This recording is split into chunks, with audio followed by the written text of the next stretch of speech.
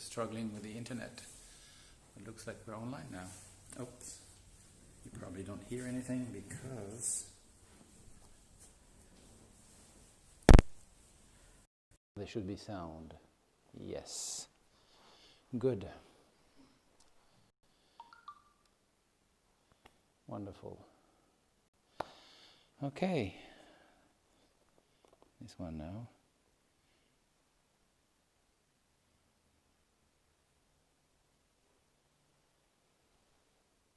Hallelujah.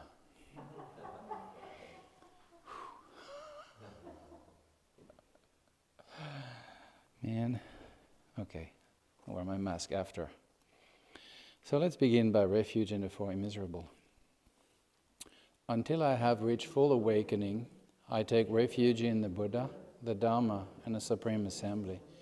By means of beneficial actions, such as generosity, may I attain enlightenment in order to benefit beings. Until I have reached full awakening, I take refuge in the Buddha, the Dharma, and the Supreme Assembly. By means of beneficial actions, such as generosity, may I attain enlightenment in order to benefit beings. Until I have reached full awakening, I take refuge in the Buddha, the Dharma, and the Supreme Assembly. By means of beneficial actions, such as generosity, may I attain enlightenment in order to benefit beings. May all beings find happiness in the cause of happiness. May they be free from suffering in the cause of suffering. May they not be separated from the perfect happiness that is free from suffering. May they abide in great equanimity, free from attachment and aversion to those near and far. May all beings find happiness in the cause of happiness. May they be free from suffering in the cause of suffering. May they not be separated from the perfect happiness that is free from suffering. May they abide in great equanimity, free from attachment and aversion to those near and far. May all beings find happiness in the cause of happiness. May they be free from suffering in the cause of suffering. May they not be separated from the perfect happiness that is free from suffering. May they abide in great equanimity, free from attachment and aversion to those near and far.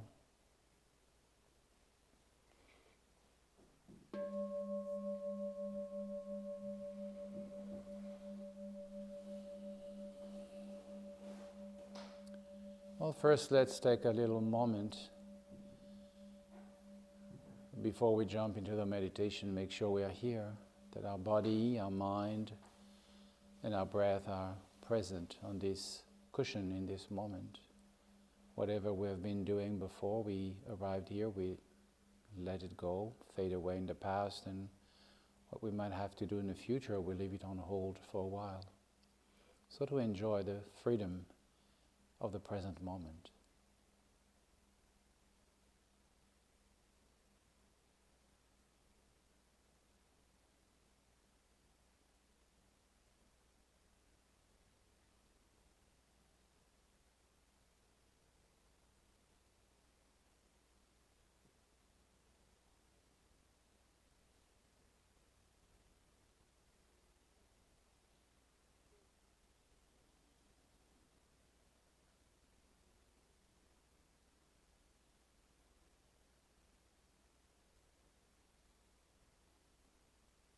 Now we can pay attention to our posture, knowing that there is a direct connection between the posture and the state of our mind. We first notice the contact with the ground, whether we sit directly on the floor or sit on a chair.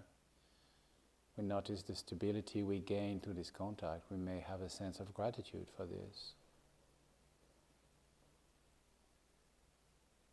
Our hands may be resting, palms down, flat on our thighs, or in the meditation gesture, the right hand in the left, both resting in the lap. Our back is straight, yet without unnecessary tensions, and our shoulders are slightly outstretched.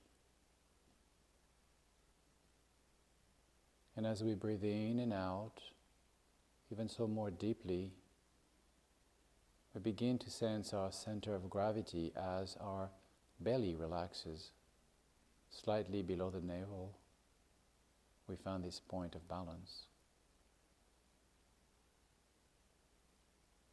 Our chin is slightly tucked in. The neck is not stiff. The mouth and the teeth are relaxed, and the tongue is lightly touching the palate.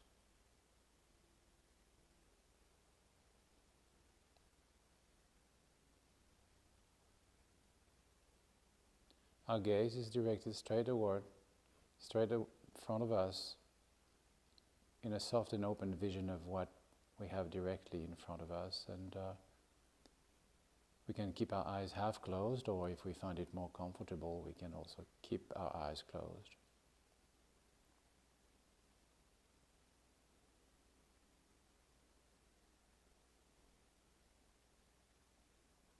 Breath comes and goes mostly through the nostril in a natural fashion, so we don't need to alter. Breath will be very helpful at times when we feel that we are carried away and we need to have a reference point towards which we can come back.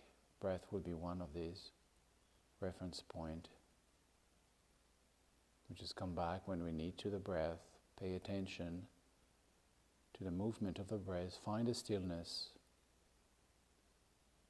and then find a peace, and abide there. And of course, thoughts and sense perceptions will crop up on the surface of our mind. We'll be aware of them. And there's nothing we need to push away and nothing we need to promote, really. The only thing we want to pacify is the habitual needs to intervene and control and promote and cast away this thought or that thought. No, we don't need to entertain this habit. We let the mind be, really, so that we can sense its spaciousness and progressively also its own crystal-like awareness. So when we pacify the constant intervention, the habit of intervening, what we discover is that mind is peaceful, even though there are a lot of thoughts and sense perceptions, and they are not disturbing at all. They're just movement. They're actually truly mind stuff, so they're just like waves on the surface of the ocean. The ocean doesn't fear the waves. So we abide there as often as long as it is natural.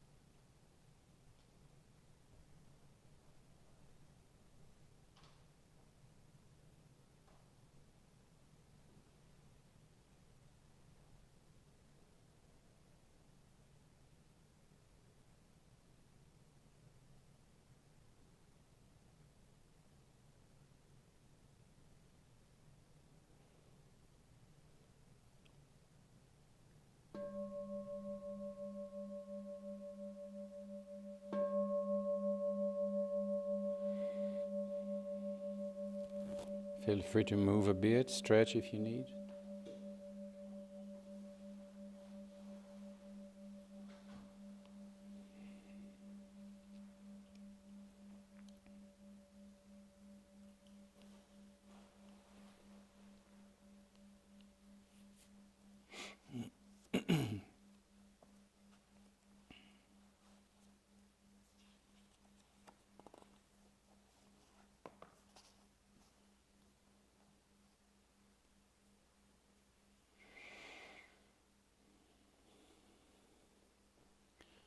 I think the last publication, the latest publication of Shamar Rinpoche's teaching is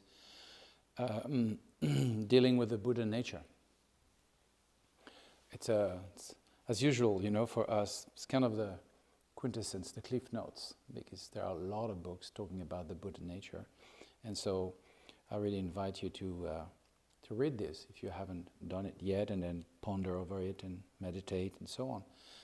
To study, reflection, and meditation, the usual way of coming to an understanding and maybe an experience, and maybe later on a realization of anything regarding the Buddha's teaching. But today I just wanted to say a few words about this in relation to meditation. So what we've done so far is calm abiding, pacifying the habit of grasping both ends, that is, me as a meditator and whatever happens to me as a substantial entity that I need to select, promote, suppress. So we pacify this. And as we pacify this, these strongly marked appearance of duality subsides. There's less of this sort of like, less bipolar. The polarities sort of like fade away. And then we find a form of peace, a form of spaciousness, a form of awareness that are the trademarks of this experience, on which we can really deepen our experience of the true nature of our mind, because that's really the end result. What we're looking at is the discovery of the true nature of our mind and removing all the veils and obscurations and so on and so forth. So the second part of the meditation is more dealing with this. That is called Laktong in Tibetan, Vipassana in Sanskrit, in-depth or a higher perspective or in-depth perspective of the nature of reality. And I just wanted to say that there is a philosophy that backs up this. There is a view that backs up this form of meditation. And it's very important because when we move through the stages of Vipassana, and eventually we come to this experience of Vipassana that will be nourished and deepened with the instruction we receive from the teacher on the Mahamudra or the Great Perfection, Dzogchen, and so on. It's good to know where it comes from in a way. It's all related to the Buddha's teaching. It's not a later invention. And so there is a text that is very important. It's called the Insurpassible Continuum, Uttara Tantra in Sanskrit, and Gyu Lama in Tibetan. And this text mostly describes what is Buddha, Dharma, and Sangha, but also describes very clearly what is enlightenment, in conceptual terms, of course. So the idea, the supreme continuum, means that there is a continuum between the state of a mind of a not enlightened person and an enlightened person. There is not a difference. It's not even, in this text, it is exposed not even as something that grows, like we have a seed and then it grows. It is really clearly present, expressed as clearly present, yet unknown. So that there is no difference between an enlightened person and a non-enlightened person in the sense of the Buddha nature, or in the sense of the true nature of the mind. The difference is to ignore or to actualize this awareness. That's the only difference. I mean, it's a huge difference, but that's not in terms of essence. And it's very important because if enlightened person's mind and unenlightened person's mind were essentially different, there couldn't be any contact. So how could the Dharma come from the Buddhas to unenlightened person if there was no common platform? Okay? And if it was also a different nature, let's say non-enlightened person would be cat and Buddhas would be dogs, there's no chance that a cat becomes a dog. Might be a chance that a dog becomes a cat, when I think about my dog. But anyway, I'm digressing here. There is no possibility to move from the cat to the dog. So it's a very important concept to really understand that there is a continuum. Mind is mind. Aware of it or non-aware of it, it's mind. You just miss it. That's the point, when you don't know it. And then you get lost into your own fantasies and creations and so on, suffer from your own mixed up mind. Let's put it like this. So this text, the Unsurpassable Continuum, has a stanza that I wanted to read to you because I like this. 4 lines summarize entirely the book. So in case you're a little bit short of time, then you can work on 4 lines. Like this little prayer we open with, actually it's the end. May the precious mind of awakening, and so on and so forth. These 4 lines totally summarize the Bodhicharya Avatara of Shantideva. So if you really go in depth and then really get the sense of these 4 lines, then it's like reading the book and coming to an understanding. Though I still recommend that you read the books, okay? And so anyway, here we come. And I wanted to read to you in Tibetan so you got an idea of the original language because it's very interesting. So I will read the 4 lines. Dila saja chiang me, shakparjawa chungze me, yandak nila yandak ta, yandak tona nampatrol. So what does it mean? Dila saja chiang me, nothing whatsoever to remove from this. No impurities, nothing. Shakparjawa chungze me, not the slightest thing thereon to add. Yangdak nila yangdakta, properly beholding the true nature. Yandak tongna nampaldrol, when truly seen, complete liberation. Nothing whatsoever to remove from this, not the slightest thing thereon to add, properly beholding the true nature, when truly seen, complete liberation. So this is in a text, classic Mahayana Sutra, and it's also completely in line with the most profound Mahamudra teachings you can receive about the true nature of mind.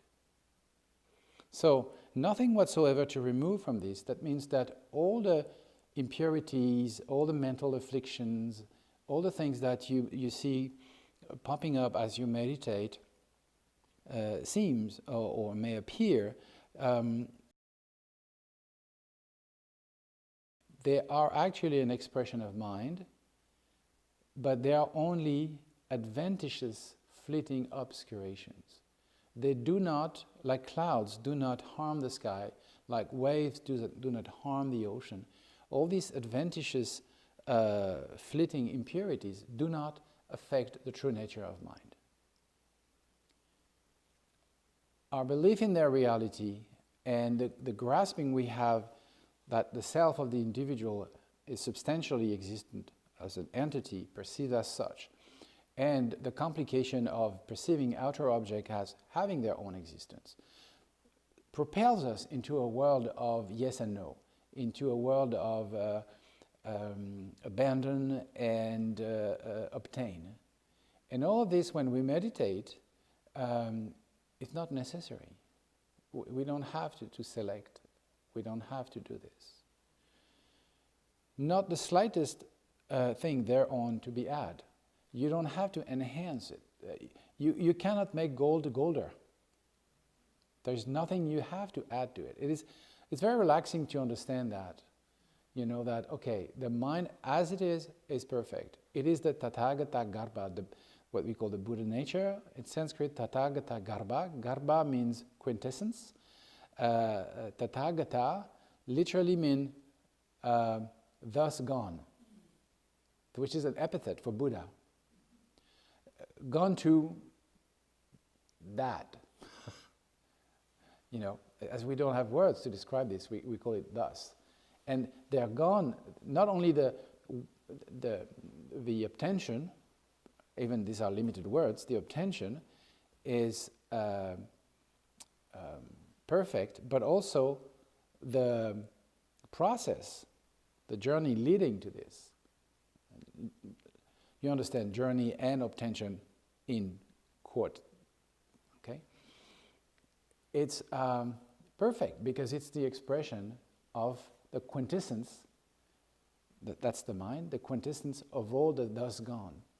So our Buddha nature, the very nature of our mind, and Buddha nature is similar to Dharmakaya, ultimate mode of being, ordinary mind, Mahamudra, Madhyamaka, Prajnaparamita, all these words that you've heard throughout the years, they're just like, sort of like synonym pointing out different qualities of this mind. But the essential mind, there's nothing to add to it. Properly beholding the true nature. And so that's what we do with our meditation. First, calm abiding, then vipassana. Then when we're in vipassana, at times the clouds of habits, because they are not fixed, sort of dissolve. And we can see the canvas beyond the paint. We can see through, you know, and we can see the simultaneous manifestation of form and emptiness. We can see that all this appears through an infinite network of causes and conditions, and at times, if we don't know it, it produces a lot of suffering because of our ignorance, but also at times it produces a lot of qualities and activities for the benefit of beings, thanks to our wisdom. So, when we properly behold the true nature, how do we behold it? Through understanding, through personal certainty gained through deep pondering and reflecting, still intellectual, this too, and then thirdly, through our own meditation. So that's truly beholding. And the Tibetan is really beautiful because there is, in these two last lines, there are sort of like repetition of the same thing. Yandak ni, like yandak ta. Ta means to see, yandak purely, this very purity. Purely seeing this very purity. Yandak tongna, if you really purely see it, nampadro, complete liberation. So the yandak is coming here as purity, ultimate purity. It's always sort of referring to the true nature of our mind that was never soiled by the adventitious, fleeting impurities. You know, so it's kind of a radical transformation in a perspective, even among the Buddhist teaching in the Mahayana, or even in the vehicle of the listeners. There's this idea of moving from one point, from a seed, a potential, and then we grow, and then there's things to be abandoned, and there's things to be adopted, and, you know, which remains true. Within our confusion, this is a good way to begin. But this is sort of like always, and that's why this text is called the Sublime or Supreme Continuum. It's always pointing out at the sublime. It's always pointing out at the true nature of mind.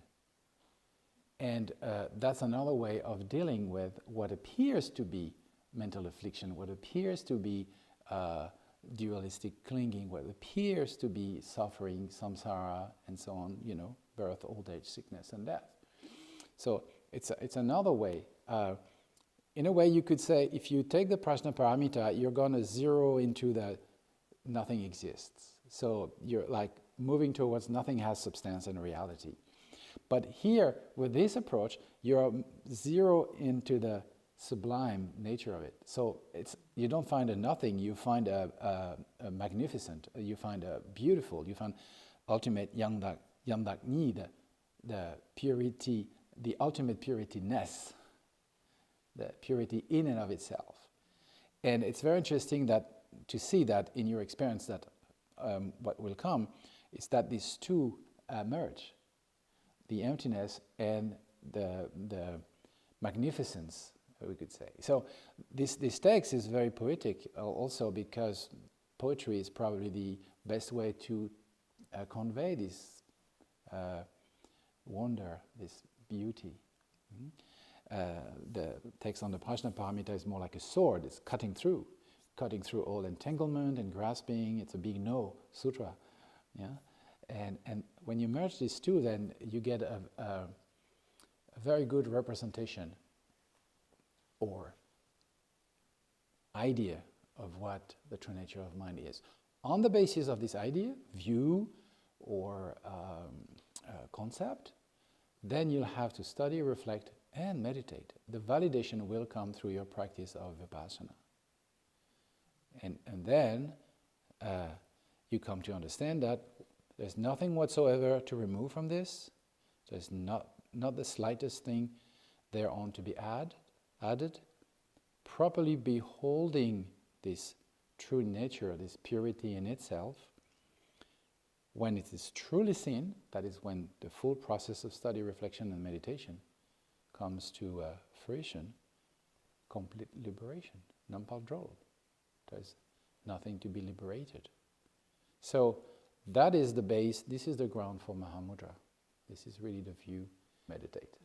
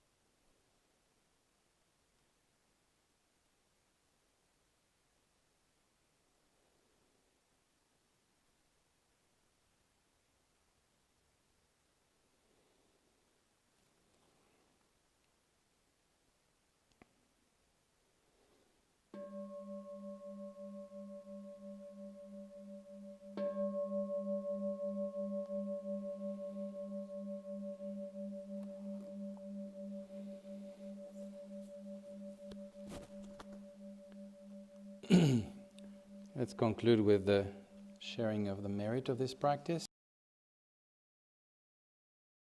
Merit, may I attain true omniscience, then having of may I liberate sentient beings from the ocean of existence and its turbulent waves of birth, old age, sickness, and death. May the most precious mind of awakening that has not yet dawned now rise. Once arisen, may it never decline. May it continue to increase evermore.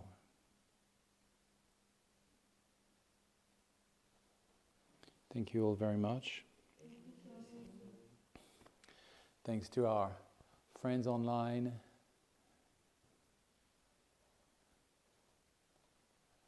Les Français sont là. Olivier, Caro, bonjour. Vous avez une très bonne traduction du texte qui est fait en français par Christian Charrier, un très bon ami à moi, qui s'appelle le Sublime Continuum du grand véhicule. Si vous voulez lire, je vous invite à le faire en français. Branco, Lara, hello Lara, Brett, Clarissa, Stephanie, Lebanon, Jackie, maybe you want to say anybody?